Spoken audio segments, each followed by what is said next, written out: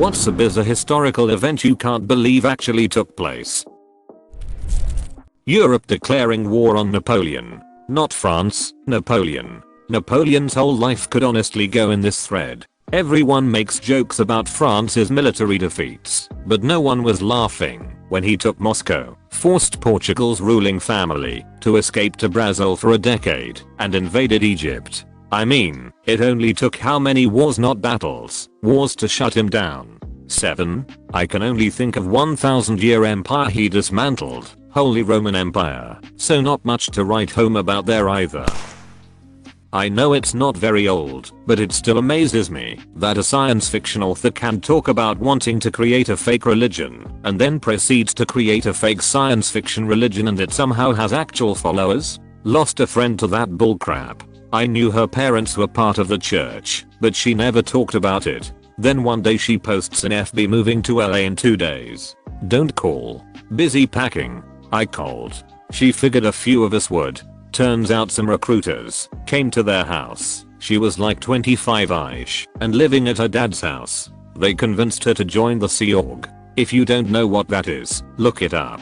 When her mom found out that's what she had signed on for, she was scared, even though she was Scientologist too. Anyway, my friend says they are going to pay off all her debt, and she would have room and board. So she gave away all her belongings, including her dog, moved. She shut off every form of communication. Her boyfriend, not Scientologist, was there when the recruiters came. He said they scared him. Like eerily calm. Like the men with blue hands in Firefly. My friend called me 6 months later. We kept in touch on and off. Though I went 2 years without hearing from her. Supposedly she was on a cruise ship the entire time. It's been another 2 years now that I haven't heard from her. I Google her name from time to time just to make sure there isn't an obituary for her. My main purpose of trying to stay in touch was in case she ever needed to get out. At least she would know one person on the outside that could maybe help. Hope she's okay. The Sea Org calls their ship a cruise ship, but it's basically a slave labor camp on the ocean. Crap's fricked up. Good on you for trying to keep in touch. It'll be hella important that your friend has someone to help support her if she ever needs to get out. One of the principal strategies of cults and religions is to cut people off from anyone that's outside of the circle. That way they are trapped through isolation. During the siege of Tenochtitlan, the conquistadors built a trebuchet. However, the conquistadors, being an exploratory expedition, had not brought any military engineers with them, so they winged it. Surprisingly, they did build a trebuchet, which fired exactly one shot, directly upwards, which promptly came down and smashed the trebuchet. This event is chronicled in both the journals of the conquistadors present as well as the Aztec records. In 1920, President Paul Deschanel of France fell through the window of the train while traveling on the Orient Express. He stumbled up to the nearest signal box in his pajamas and told the signalman that he needed help and that he was the president of France. The signalman reportedly replied, "And I'm Napoleon Bonaparte." Cue law track. I'm picturing an awkward pause followed by the Curb Your Enthusiasm music. The Halifax explosion 100 years ago. Two ships did a crap job of passing each other while entering/leaving Halifax Harbor in Nova Scotia. One of them was loaded with explosives destined for WW1. They collided and one of them burned for a while, then exploded. The blast was a roughly 2/3 again larger than the one we saw in Beirut last year. Thousands died or were blinded by shattering windows. There was a local tsunami, which followed a brief moment, where the seabed was exposed to air, and then a monster snowstorm covered the relief effort in snow. Largest human-made explosion even until the nuclear bomb, and I think it remains the largest maritime accident ever. Don't forget Vince Coleman, who stopped passenger trains coming into the town, saving hundreds of lives. Hold up the train. Ammunition ship afire in harbor making for Pier 6 and will explode. Guess this will be my last message. Goodbye, boys. And the French officers who started grabbing children from people who were on the Dartmouth side of the harbor so they would follow them and get away from the explosion. The time when Emperor Napoleon Bonaparte escaped from the island, where he was imprisoned on after his army was defeated. He snuck back into France under the nose of King Louis XVIII and literally every royal guard and roadblock from Marseille to Paris. And when he was actually caught just outside Paris, he managed to persuade the soldiers, who just so happened to be former Bonapartists, to escort him into Paris, where he managed to successfully cause the king to flee, on top of raising a full army, to wage war against Europe again. The only time in history an emperor took back an entire country just by waving his hat. When royalist troops were deployed to stop the march of Napoleon's force at Lafray, near Grenoble, Napoleon stepped out in front of them, ripped open his coat, and said, "If any of you will shoot his emperor, here I am." This really happened? Battle of Tsushima in 1905. Russian Baltic Fleet sails a long way, 16 miles in 7 months, started by them opening fire on British fishing boats mistaken for Japanese vessels in the North Sea, sank their own ships while conducting target practice, then were destroyed by the Japanese fleet upon arrival. They mistook the Japanese ships for Russian and signaled them instead of firing. That's actually hilarious. It gets even better. Technically, the Russians had the superior force. They were just woefully inept at conducting a naval battle. The Russians had 8 battleships, 3 coastal battleships, 9 cruisers, 9 destroyers. The Japanese had 5 battleships, 23 cruisers, 20 destroyers. The Japanese suffered 500 injuries, 100 dead, 450 tons of their ships were sunk. The Russians suffered somewhere around 5,000 deaths, 6,000 captured soldiers. They lost more than 125,000 tons of ships. The assassination of Archduke Franz Ferdinand, catalyst for WWI. Conspirators throw bombs at motorcade which miss but injure others. An hour later, Ferdinand was going to visit the injured at a hospital and his driver made a wrong turn and stalled the engine right in front of a deli. A deli one of the conspirators had gone to eat and lay low. He came out and shot the Archduke and his wife, sparking an international crisis in WWI. That whole story is kind of morbidly funny. It's like the world's worst assassins went after this guy. I like the dude who shot Ferdinand jumped into a canal to escape, but he misjudged the depth of the water and broke both his legs. Then he drank cyanide as the police surrounded him, but he ended up just getting really sick and not dying. It was like the Three Stooges plotting and executing a hit. It's Always Sunny in Sarajevo, the gang assassinates an Archduke. Hannibal marching elephants over the Alps to attack Italy, and the fact that he left Spain to do this just before Roman forces arrived to take him on, and then Rome was just like meh and continued south when they figured out where he was going. They didn't care because they thought there was no way he could do anything. Polybius's account of Hannibal is fantastic, especially if you read what he says about the First Punic War and the Carthaginian Civil War as a context. The petty hatred between Rome and Carthage was insane and had been going on for an insanely long time. Makes the 100 Years' War look like nothing. In 1802, Napoleon added a Polish legion of around 5,200 to the forces, sent to Saint Domingue to fight off the slave rebellion. Upon arrival and the first combat actions, discovering that the slaves fought off their French masters for their freedom, vast majority of Poles eventually joined the slaves against the French. Haiti's first president Jean-Jacques Dessalines called Polish people the white Negroes of Europe, which was then regarded a great honor, as it meant brotherhood between Poles and Haitians. My dad is 91. He always told us that his grandfather was one of those Polish soldiers, which we always took with a grain of salt and a wink, since he wasn't even sure of the name. All he knew was that his grandfather waited for several years, hoping for a ship to take him back home, and once he realized the ship wasn't coming, he and several of the Polish soldiers settled down with Haitian women. We kids just kind of nodded and let him talk without truly believing him. Then, it was confirmed a few years ago when my dad, a couple of cousins, and I took an Ancestry.com test which put dad at 20% Eastern Europe/Russia with connections in Poland, Hungary, Slovakia, and Romania. Mine gave me 8% of the same with similar numbers for my cousins. Really cool to know that the family story is actually true and based on history. Christmas truce of 1914. Perhaps it is not so bizarre and it's just some part of human nature, but it is really amazing for me. Simultaneously the most pure, sad, happy, and tragic moment in history I've heard of. I remember hearing how mad the French were about it. Imagine your homeland is being invaded, but on Christmas Day, your supposed allies and invaders spend the day playing football. The Cadaver Synod in AD 897. Pope Stephen VI had his dead rival Pope Formosus exhumed and put on trial. Stephen had a deacon speak on the dead pope's behalf. Naturally, Formosus was found guilty. Stephen ordered that 2 fingers Formosus used for blessing people cut off, and his corpse thrown in the Tiber River. Then he got fished out again, began performing miracles, supposedly, got his accuser deposed and assassinated, got re-entered at St. Peter's and eventually reinstated as a former pope. Quite the badass. Don't forget that during the trial an earthquake shook Rome and tore down the Basilica of the Lateran from the altar to the door, as if the angels of heaven were protesting this horrid and macabre trial. And also how Stephen was later thrown in prison and was strangled shortly after. His corpse stayed dead and didn't perform any miracles, surprising no one.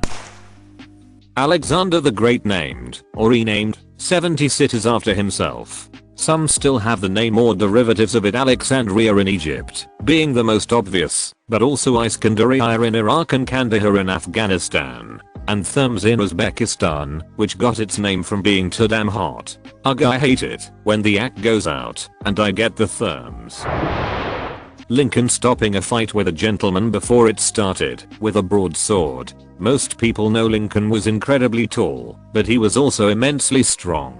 A lifetime of grit, graft, and chopping wood made his wiry frame tight with corded muscles. A gentleman of Parliament challenged Lincoln to a duel for his honor. One day, Lincoln picked the weapons. Broadswords. Lincoln showed up to the field of the duel the following day, and with one enormous one-handed swing overhead, lopped a sizable limb off a tree. From a standing start, the gentleman backed out of the duel moments after witnessing the man dismember a tree as casually as one might behead a floret of broccoli. Lincoln was also friends with James Reed of the Donner Party. Reed was trying to convince Lincoln to come on the trail with him, but Mary Todd stopped her husband, saying she didn't want to travel west. Lincoln would have come out so much more buff. The Great Molasses Flood, January 15th, 1919. Massive wave of molasses from a broken tank flooded the area. It killed 51 people and injured 150. 2.3 million US gallons. Please use the correct name. The Boston Massacre. Entire life and existence of Ernest Hemingway is a big freaking bizarre historical event. The following events are not in a chronological order, although they happened during his lifetime, with some sources stating different details about certain events. He contracted anthrax on honeymoon with his second wife. In WW1 he was with Red Cross and fought in WW2. He had not only the mentioned anthrax, but also pneumonia, dysentery, skin cancer, hepatitis, anemia, diabetes, high blood pressure, 3 concussions, and later on in his life he became impotent. When he was recovering from shrapnel injuries in both of his legs, he fell in love with an Italian nurse, who later left him for an Italian soldier while he went away to prepare for their wedding. He survived 2 separate plane crashes in the span of 2 days, or in 24 hours according to some sources. He had fractured skull, internal bleeding, cracked spine, ruptured liver, first-degree burns, and a paralyzed sphincter muscle. He got into multiple car accidents, accidentally shot himself in his leg, or both of his legs according to some sources, while he was aiming at a shark. Hunted Nazi U-boats in the Atlantic on a freaking fishing boat, armed with nothing but a machine gun and hand grenades. When he tried to flush a toilet, he pulled on a lamp cable instead, pulling it down directly on his head, cutting it open. He had 3 kids and 4 different wives. After getting married twice he converted to Catholicism. Got attacked by a lion he was playing with. Was an avid hunter both in Africa and in Na. Led a militia outside of Paris, and was charged with breaking the Geneva Convention, and frickin' got away with it. Won a Nobel Prize for Literature, and was nominated for Pulitzer Prize. Was on the run from FBI, because he was a crap KGB spy in the 40s. Despite all the illnesses he had, he killed himself with his favorite shotgun after 2 rounds of ECT in a psychiatric ward. In between all that mad laddery, he freaking found time to write books. My favorite Hemingway anecdote is from when Scott Fitzgerald and Zelda were feuding. Zelda had mocked Scott on the size of his peen, so Hemingway told him to whip it out in a public bathroom so he could see for himself. After Scott did, Hemingway told him he was perfectly fine and larger than the statues at the Louvre. He was known for his fondness for copious amounts of various types of wines, liquors, laudanum and such. Guy's life was wild. Hunter Thompson, kinda, of his era. The Dancing Plague of 1518. Turned down for what? Putting a man on the moon with a small fraction of the computing power used to write this message. Hell, my thermostat is a supercomputer compared to what put man on the moon. I actually wonder what's the earliest computer that can open a modern manuscript Word document. Like, I'm not talking publishing or writing, but literally just being able to open the program before crashing. Henry starting a whole new religion because he wanted a divorce and the Pope gave him the finger. In fairness to Henry, popes granted annulments on the most flimsy of excuses before. Elena of Aquitaine famously got her marriage to King Louis VII of France annulled on the grounds that they were fourth cousins, only to immediately turn around and marry King Henry II of England, who was also her fourth cousin. Henry VIII suffered from two problems. One, he'd already had to get papal permission to marry Catherine, and even the corrupt popes of the 16th century recognized that undoing the decisions of their predecessors could set a precedent of their successors undoing their own. 2. The Pope was literally being besieged by Catherine's nephew at the time. Aunt Katie stays married, or I'll kill you is a rather persuasive argument. Yeah, I know it was pretty complicated with Charles V being involved. The astronomer Tycho Brahe had a pet moose that he used to get wasted with. One time he brought it to a dinner party at a friend's house, but sadly the moose did not survive the night. Once again the poor moose got wasted on drink and died from a nasty fall down a set of stairs. Tycho Brahe also lost his nose in a duel, so he wore a prosthetic nose made out of metal. Some sources say brass, others say it was a gold/silver alloy. He was also employing a small court jester named Jeb that he believed to be clairvoyant. I heard that Tycho Brahe was kind of strange. The moose story does seem to be over the top. The nose story I think I heard in my college astronomy class. Don't forget how he died. He was at a banquet with the king. Protocol was that you couldn't leave the table until the king did. Tycho had to pee. He waited for the king to get up. And waited. And waited. His bladder burst, and it killed him. When Teddy Roosevelt was shot, before he was supposed to give a speech, the bullet was slowed down by the folded up 50-page speech, so it did not kill him. The bullet was inside him, and he was bleeding, but he still went on and gave the speech, which was 84 minutes long. He started it off with "It takes more than that to kill a bull moose," and showed the crowd the speech with the hole in it. Dang. Ain't that just like him? Death had to claim him in his sleep because it was afraid to come for him while he was awake. 1866. Liechtenstein goes to guard a spot with 80 men, returns with 81 men. London's drink flood in 1814. What a way to go. Stories later arose of hundreds of people collecting the drink, mass wastedness and a death from alcohol poisoning a few days later. My kind of flood. More people died from alcohol poisoning than the actual flood. Operation Acoustic Kitty. The CIA was rigging up a cat with cameras and microphones to spy on the Soviet Union during the 1960s. It cost about $20 million. When they sent it out in DC to test it out, it was immediately hit and killed by a taxi. That's 100% something the CIA would do. It's like they looked at Russian anti-tank dogs and said, what if they were cats though? Mexico and France went to war over a pastry shop. I live in MZT. They celebrate the win from France every year with a mock battleship scene out of fireworks. Happens one of the nights during Carnival. It was an amazing show to see. The life of Zheng Lisao, a prostitute that became the most successful pirate lord in history, commanding 500 ships at the height of her power and battling Empire of China to a stalemate. She negotiated her surrender with honors and died peacefully at old age. She was also called Qingxiaike.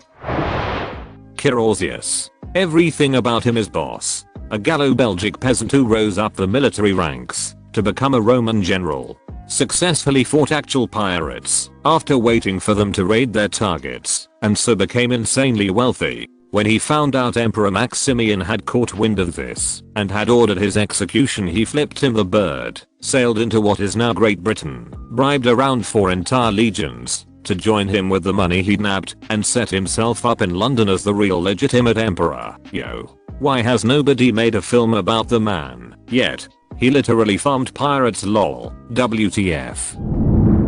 If I had a nickel for every time there was a defenestration of Prague, I'd have 10 cents, which isn't a lot, but it's weird that it happened twice. It actually happened 3 times in 1419, in 1483, and in 1618. The second one, 1483, is not very well known as it was not that significant, and is often forgotten.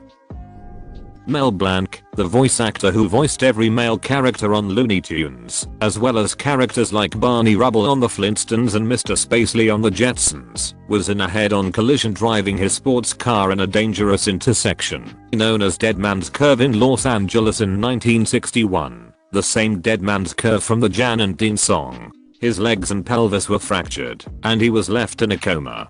For weeks, doctors tried everything to get Blanc to wake up. Eventually, when things were looking bleak, one of his neurologists decided to address one of Blanc's characters instead of Blanc himself, asking him, "How are you feeling today, Bugs Bunny?" After a slight pause, the previously comatose Blanc answered, "Just fine, document. How are you?" Mel Blanc made a full recovery. When he got out of the hospital, he sued the city of Los Angeles for $500,000. Finally leading to the city reconstructing Dead Man's Curve. Just search the Dead Man's Curve on Google and WTF.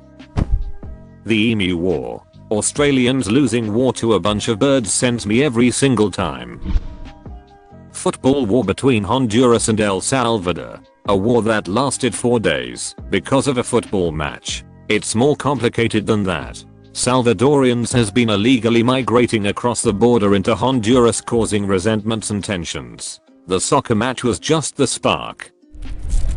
Todd Lincoln, Abe Lincoln's son, being saved by Edwin Booth, John's brother, at a train station. Edwin Booth was a renowned actor during the time, and is stated by some theatrical historians to be the greatest American actor of the 19th century.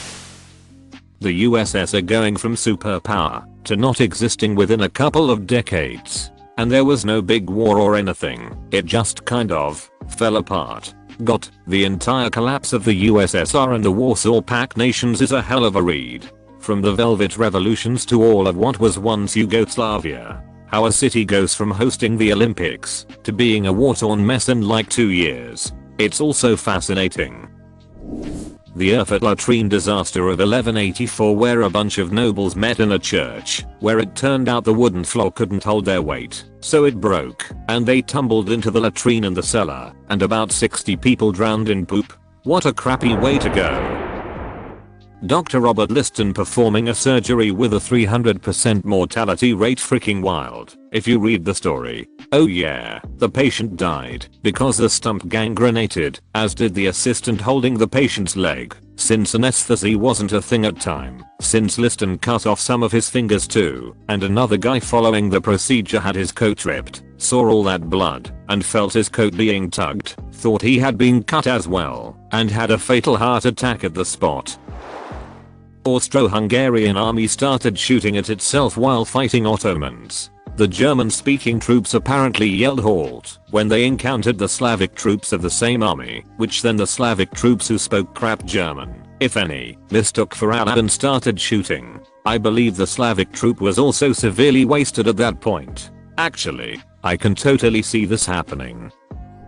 What they did to the guy who told them that you need clean hands before you put them inside someone. Sentimental institution for telling doctors to wash their hands. I'd like to say we have all evolved beyond that level of stupidity, but people are injecting themselves with horse dewormer. Andrew Jackson was such a cranky old bastard that when an assassin failed at killing him, he beat him half to death. His parrot also got kicked out of his funeral for swearing too much. Andrew Jackson would be such a chat if he wasn't so damn racist. I really morbidly chuckle at the concept that an American president won like 30 duels or something.